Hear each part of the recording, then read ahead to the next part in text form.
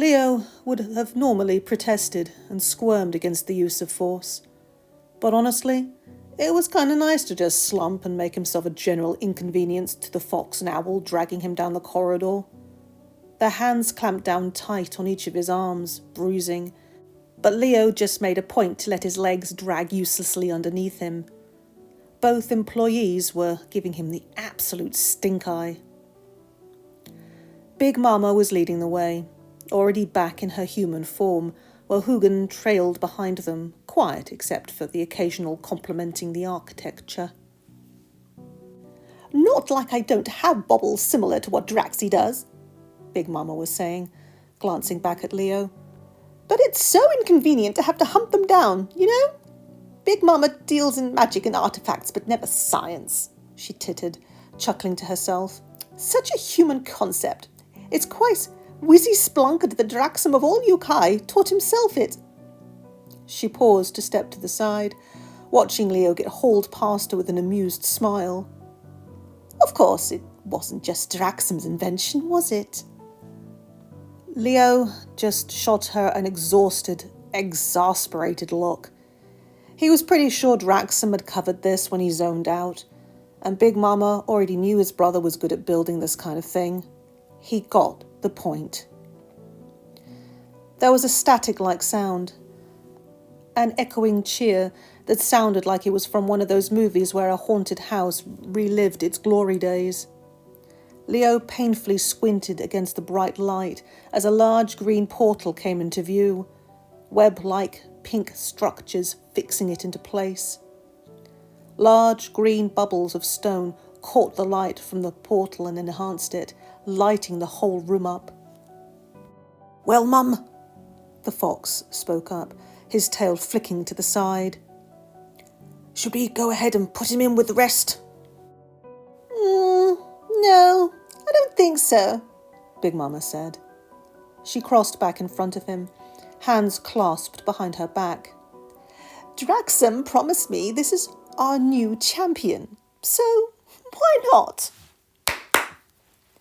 She clapped her hands, the two yokai standing straighter at attention, nails and talons sinking deeper into flesh. "Put him in that cell." "You can't mean the empty cell?" the owl asked, his voice raising a bit, feathers puffing up in surprise. "You said no one was to be put there again." Big Mama examined one of her index fingernails, her glasses glinting. "The rules of the game have now changed." She glanced back at Leo. "It is a pity, though, that he looks nothing like him. Such a waste." Leo felt himself being hauled forwards again. His feet dragged over a metal plate put there to act as a ramp up to the portal. He craned his neck to look back, the shock collar digging into the base of his throat in protest, wondering when his next glimpse of the human world would be. Big Mama had one hand on her hip, and she met his gaze. She smiled, but it didn't reach her eyes. "We'll see if you really are worth all of this fuss," she promised him, just before his surroundings went green and shifted to somewhere new.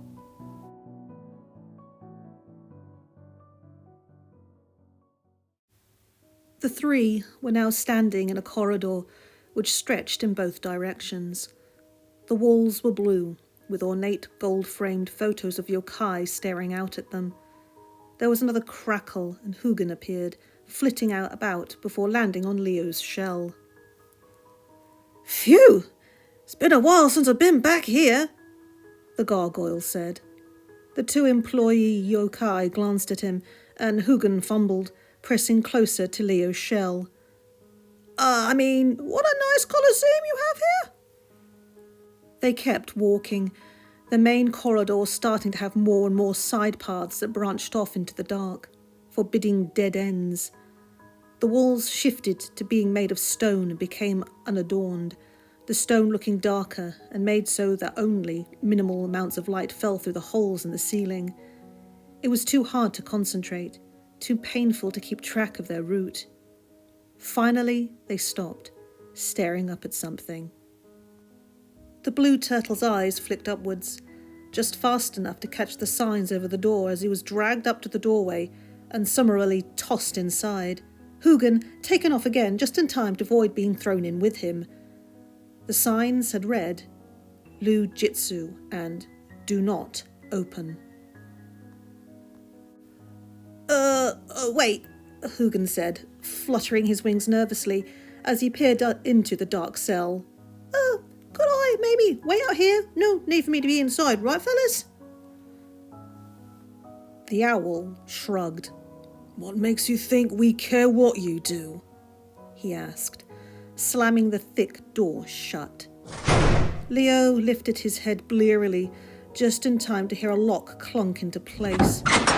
He let his head smack back onto the floor, remaining eagle spread on the cold stone floor. He could hear footsteps fading away, Hugin chattering something about going to check out the arena before Leo slowly rolled onto his side, bringing his knees up to his chest. It was dark enough in the cell that he suspected there weren't any windows, but he couldn't bring himself to investigate it. He was just tired. He was so tired. Where were his brothers? Leo remained curled up in that position for the entire night, unable to sleep as his hand slowly wandered up to test. Not to take it off. Never try and take it off. He knows the consequences. The collar around his neck. It didn't have anywhere for his fingers to get a purchase. The line down the front and the circle, the only changes in texture for the smooth surface. When he gently pulled at it, just to see, it hadn't even shifted, almost like it had melded with his skin. He had felt the collar start to warm up under his hand with a soft humming sound, so he stopped what he was doing. That seemed to be the extent of how far he could push the rule of don't try and take the collar off. Maybe he should just heed Draxum's warnings and not mess with it. Donnie could probably get it off in a second. He built the stupid thing anyways. With a loud sigh, Leo let his arms flop down onto the ground. He shifted, sore and uncomfortable. Between the headache from the concussion and the shock of, oh yeah, literally being shocked, he felt awful. And now his insomnia had kicked in. Fantastic. And sure, he could try and force himself to get up and check out the room he was in. But the cell had apparently held Lujitsu for some reason. Hadn't Draxum mentioned he was a fighter at the Battle Nexus at some point? And no one had ever heard from Lujitsu ever again after the late 80s when Leo had Googled it, so had he died in this cell? But Big Mama had said Draxum stole him, as in Lujitsu hadn't escaped by himself. So, in the case of the good old WWLJD, it was still pretty much useless to fight this. Useless. Useless. Useless. Leo was useless, as there just wasn't anything he could feasibly do. Nothing anyone in his position could do. Somehow, the thought made him feel worse and not any better. And his family, they were probably panicking right now.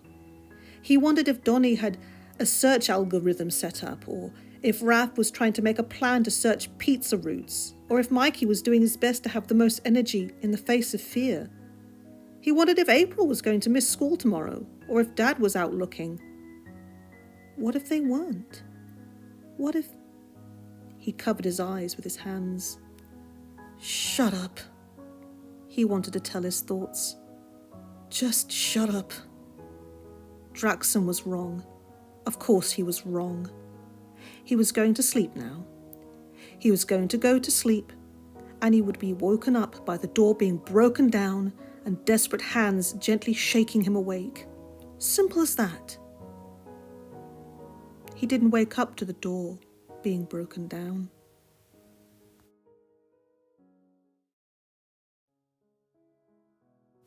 Mikey felt his eyelids start to droop, his head tilting forwards before he jolted awake, guiltily looking around to check if anyone had seen.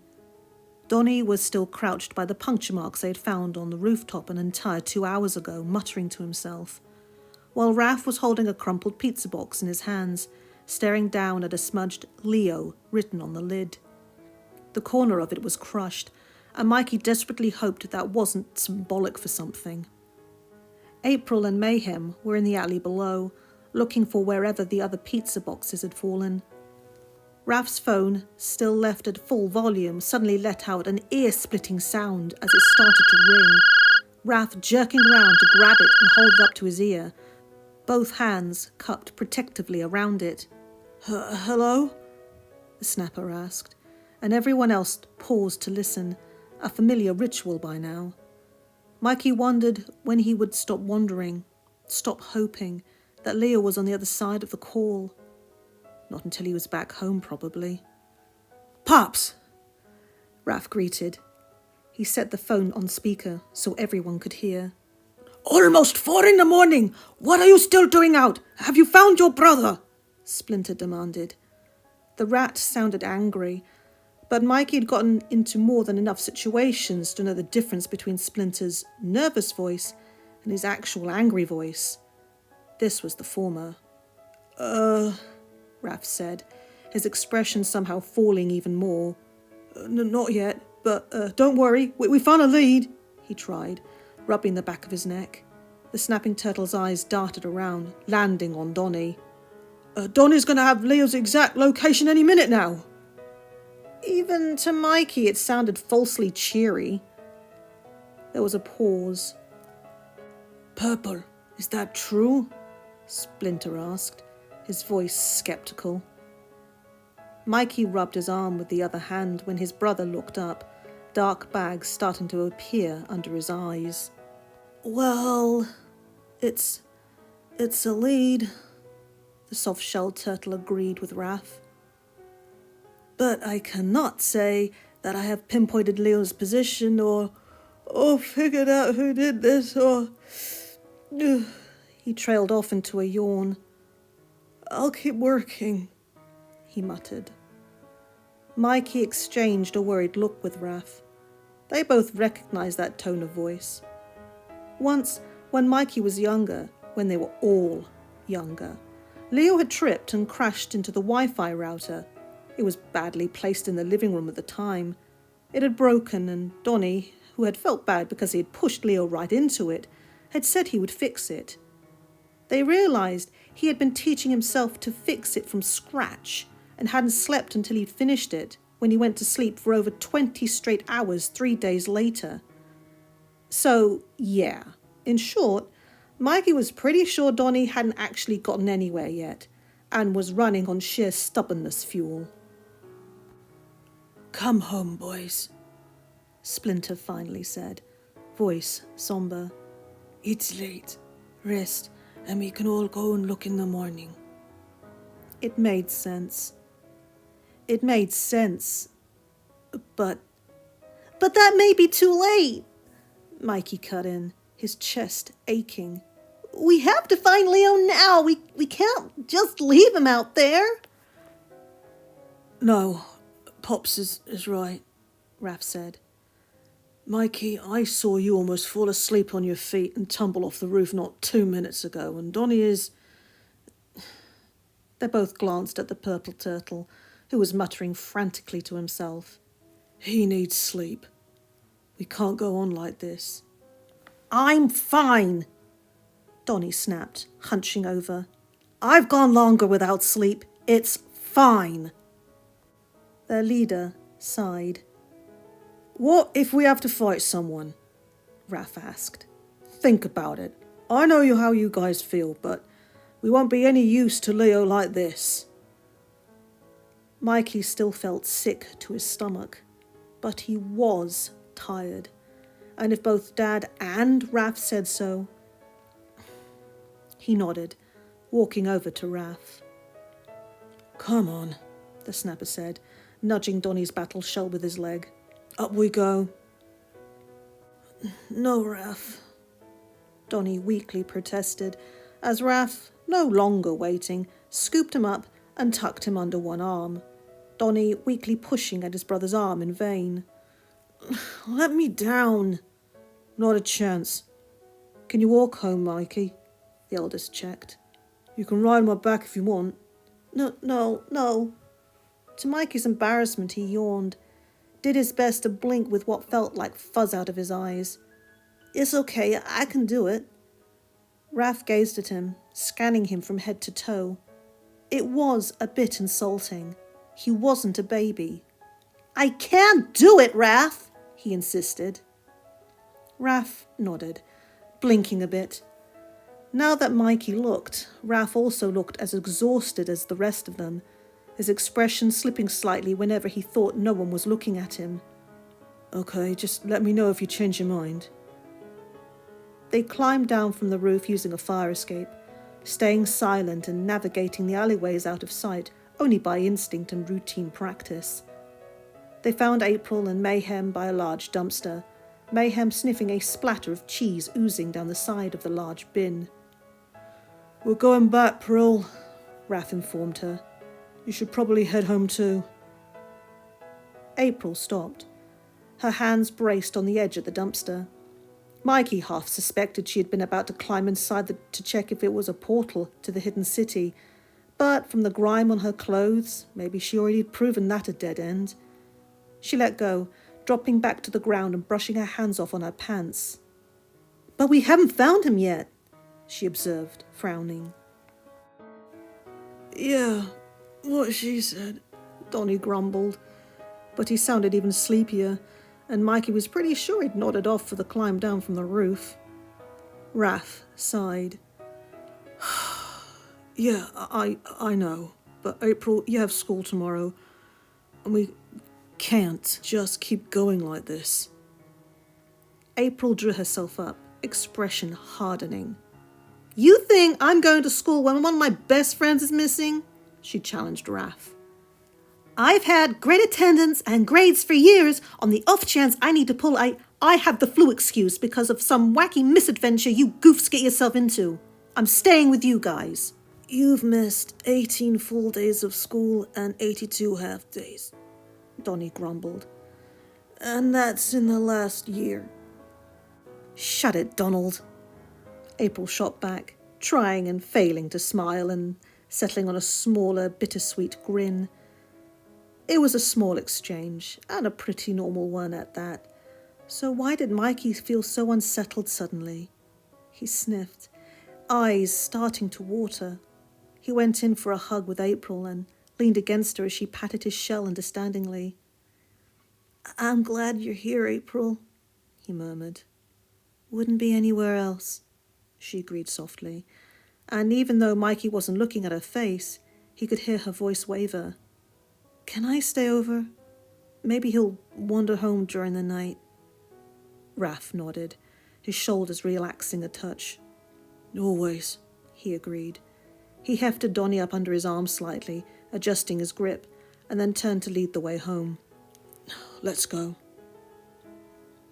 The walk back felt longer than usual, with Mikey's legs starting to ache and a headache starting to make him want to sit down. He didn't say anything, though, determined to make it back without Raph insisting on carrying him. April kept up with them easily, glancing over her shoulder every few steps. After they got back to the sewer cover and descended into familiar tunnels, Mikey glanced around him, his mind fumbling for a fact that he could almost grasp but kept slipping out of his tired mind's grasp. As they arrived at the area of the sewers they considered their home, he noticed that all of the lights had unusually been left on. They entered the main room, where the skating park was, and finally, Mikey figured out what it was unsettling him as soon as his eyes landed on a familiar weapon left propped against the wall. So, he started, thoughts churning. Why was Leo's sword left down here? Raph and April stopped walking, following Mikey's gaze to the sword. You're right, Raph said, frowning. The attack didn't happen here. Donny suddenly flailed, grasping at Raph's hold on him and trying to push the larger turtle's hand away. Okay, we're back. Can I please regain the use of my legs, Rafala? He asked. I have stuff to do. Oh, sure, Raph acknowledged, placing Donnie gently on his feet. Donnie stumbled slightly, body swaying, before he straightened up and pulled his goggles down over his eyes, approaching the sword. What are you doing? Mikey asked, curious. Donnie carefully picked up the sword, tilting it from side to side. Checking for foreign fingerprints. I'm starting to hypothesize. Boys! Splinter said, his nails clicking against the floor as the rat mutant hurried into the room. There you are! He pulled them into another hug, grip tight, not seeming surprised that April was here. I was getting worried. Hey, Dad? Mikey started to ask, but Splinter just pushed all 4 teenagers toward the kitchen. Do you need dinner? Splinter asked as they walked, ears twitching. I ordered in food. There was a beat as everyone else in the room winced, Donnie and Raph looking away and down at their feet. Splinter, sensing the shift in the mood, added quietly, I got Chinese. That's great, Dad, Donnie said, his voice coming out flat. But do we have time for this? Splinter pulled out the white bags, a yellow smiley face on the outside. Nonsense. Always time for food and sleep, he assured his sons. It's very important. Thanks, Splints, April said when she was handed a small white takeout box. Mikey glanced over and blinked. It was April's favourite. He glanced back at their dad, who was sorting through the rest of the food. I could have cooked, Mikey offered quietly. He felt useless. Donnie was good at figuring stuff out. Raph seemed to be doing better than the rest of them at holding it together, and April was just awesome in general. The smallest turtle shuffled his feet, wondering if he could even fall asleep at this rate. Sure, he was tired, but he was also so anxious he could throw up. Splinter shook his head. No, in desperate times you must maximize your sleep and diet, he wisely advised. He nodded to himself. I saw a sports drink commercial promoting that recently. Dinner was a quiet affair, with Donnie attached to his phone, looking for something. Raph staring hard at his plate as he ate, April texting her parents, and Splinter watching them all. Mikey would have thought that his dad was unflustered, but his ears and tail kept twitching nervously. His dad was often like that. He had a fairly good poker face for his emotions at times, although he sucked at lying, second only to Donnie. But he didn't seem to know how to control his more rat-like body parts. Really, the worst part of the night for Mikey was when they were clearing the table and tossing the paper plates away. He noticed that within the white takeout bags on the counter, one box and the pile of fortune cookies were still lying inside of the bag untouched, which was weird. Normally, Raph could finish off any extras, so everything left over went onto his plate. It was only when Mikey had leaned over to see what it was that he recognized Leo's favourite, sesame chicken, and had nearly broken down then and there. As it was, he had silently put it in the fridge, determined that only Leo was going to end up eating it. After that, he stood there, glancing over at the pile of fortune cookies. He unwrapped one, cracking it open to read what was inside. Change can hurt, but it leads to a path to something better, it read. Mikey threw the cookie away, without eating any of it.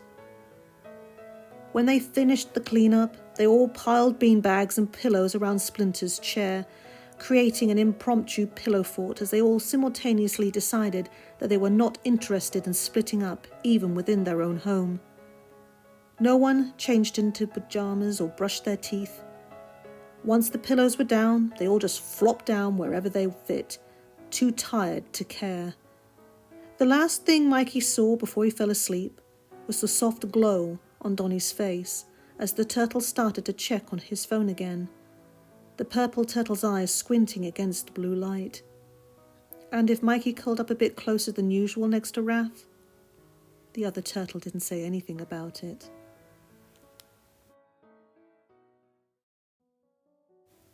When Leo woke up, the room was much the same. Dim with very little light. His neck was throbbing, though, and he guessed the collar had made him tilt his head weird as he had slept. To add insult to injury, he couldn't exactly roll or crack his neck now either. He swallowed, his mouth dry. He was dehydrated, he realized, feeling the way his skin felt rough and itchy, which meant either that or the concussion was the one responsible for the pounding in his skull. He almost groaned but stopped himself, one hand lightly running over the collar before he pressed it against his eyes. Okay. So he was still here. He forced himself into a sitting position, blinking a bit as his vision went silver from the movement. The floor was a lavender colour, with weirdly block-like lines running all over them. The walls were more of the same, except they were green, and the door was intimidatingly thick with metal grating over the top of it. There were additional bolts running from the hinges along the door, as if to ensure no possible way to escape. 2 more small dents inwards were left in the door, but Leo had no idea what that was about. Who would want to break into a cell? And, other than that, there was nothing but the contemplation of how tiny the room was. A distant roar of the crowd echoed down the corridor and into his room, and Leo leaned against the back wall, staring at the door. He had a week until he had to fight in the Colosseum, and after he fought he would probably be exhausted and constantly injured, so that meant he had to escape before the week was up. Luckily, that didn't have to be today. Leo had been hit in the face with a microwave one year for the Leia games because he had refused to go out like that, and that had caused him to have a pretty nasty concussion too. He still totally won though. 2 days later, and he'd been feeling much better, even if he still hadn't been allowed to play video games for a full week. Big Mama had given him the minimum amount of time for a full recovery, sure, but he didn't have to wait the full period in order to make a run for it. He would thus try and escape in 3 to 4 days, he decided, and it'd also give his brothers the time to look for him, so maybe he wouldn't have to do this all by himself anyways. Assuming they were. He hoped they were. The door suddenly let out a loud clunking sound, and Leo's head jerked upright. A red yokai stood in the doorway, long horns and neon green eyes watching Leo curiously. Leo fixed the friendliest smile he could on his face, suddenly very enthusiastic about his chances of getting out now that his eyes had landed on a certain gold key dangling from the yokai's belt. "Hey!" Leo tried to ask, one hand reaching forwards before blue electricity crackled and he landed hard on his knees again, barely managing to keep himself silent as his body jerked in pain. His bottom lip started to bleed, and he forced himself to unlock his jaw before he really hurt himself. The guard didn't comment on the slight smoke wafting from the collar. He merely placed a tray down on the floor, his eyes never leaving Leo's before he slammed the door shut again. "Wow, Leo, way to go there, forgot rule 1. He crawled over to the tray, suddenly too tired to try and stand again. A bowl of porridge? And were those slugs? He grimaced. What kind of sick cuisine did yokais even eat? He knew Huso's had some weirder topping choices, but at least it had still been pizza. He didn't even have a word for this sludge. Luckily, there was a cup of water next to it, but the water was warm and it had a strange smell to it. Well, maybe Big Mama was trying the more unique reproach of starving him, he reflected dryly. But he had nothing else to eat, and he was starving. So, slug porridge it was. It was just a few days, he promised himself. Just a few days.